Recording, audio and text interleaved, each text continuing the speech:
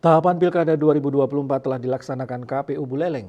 Pada Jumat 3 Mei 2024, syarat calon perseorangan dalam pemilihan kepala daerah dan wakil kepala daerah tahun 2024 di Buleleng mulai disosialisasikan.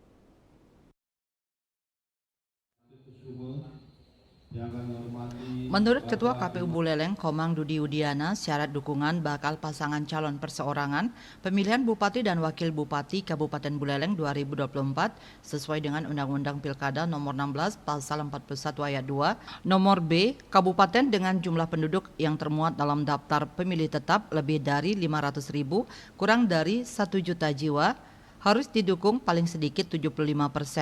Daftar pemilih tetap pemilu terakhir di 9 kecamatan sebanyak 611.901 memiliki minimal sebaran paling sedikit 45.983. Dukungan tersebar di lebih dari 50% jumlah kecamatan.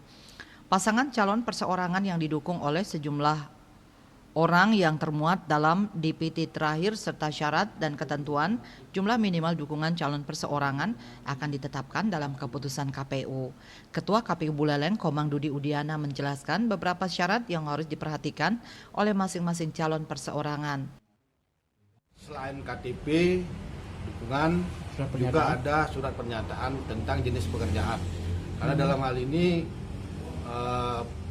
ada beberapa jenis pekerjaan yang tidak boleh menyatakan dukungan terhadap calon perseorangan seperti ASN, kemudian TNI Polri, kemudian pegawai BUMN BUMD, kemudian aparat pemerintahan desa, termasuk struktural di pemerintahan desa itu tidak boleh menjadi pendukung daripada calon perseorangan.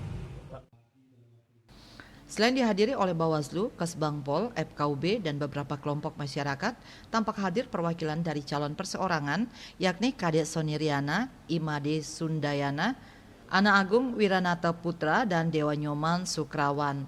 Yastri Yuli, Bali TV.